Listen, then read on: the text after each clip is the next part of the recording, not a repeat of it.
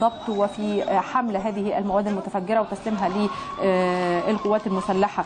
انت شفتي بعينيكي المشهد، اوصفي لي يعني تفاصيله ودلالة هذا المشهد، اتفضلي. نعم أستاذة نهى، حصلنا على لقطات حصرية تؤكد ما جاء لنا في بيان المتحدث العسكري، ولكني لم أرى بعيني ما حدث. حصلت فقط على تلك الفيديوهات الحصرية التي يتم إذاعتها الآن.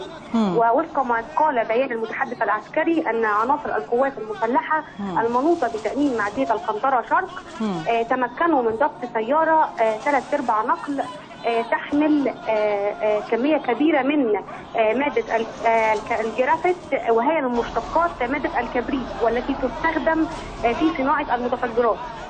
وبمناقشة المتهمين الذين تم ضبطهم داخل السيارة، أبلغوا عن أن هناك مخزن سري آخر به كميات أخرى من هذه المواد التي تستخدم في التفجير.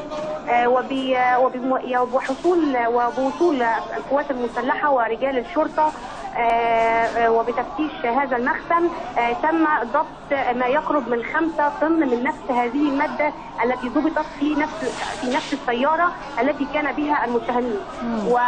وقال لنا مصدر أمني أن المتهمين قالوا أن تلك المضبوطات كان يقوم بتهريبها إلى غزة، وأن صاحب تلك المضبوطات يدعى عبد الرحمن أبو طالب وهو مقيم بغزة. نعم، المشهد اللي احنا شايفينه الآن نقل المضبوطات طبعا في حضور عدد كبير من المواطنين، حضرتك كنت حاضراه. صحيح. حدثينا عن يعني انفعالات، ردود افعال المواطنين. يعني احنا كنا شايفين منذ قليل هتافات في الحقيقه جميله جدا، فيها حاله من الوحده ما بين الشعب وجيشه، الفرحه بضبط هذه المتفجرات. اوصفي لي الحاله، انت شفتيها بعينيكي. صحيح، تلك اللقطات تؤكد فعلا أن الجيش والشعب والشرطة يد واحدة، وهذا ردا على ما يقال أن هناك انقسامات بين صفوف الشعب ورجال الشرطة ورجال قواتنا المسلحة، ولكن تلك الفيديوهات تعكس ما يقال.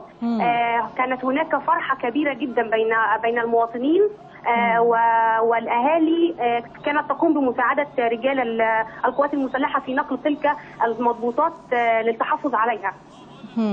وكما شاهدنا في تلك اللقطات التي يتم إذاعتها الآن أن الأطفال أيضا كانوا يشاركون في نقل تلك المضبوطات.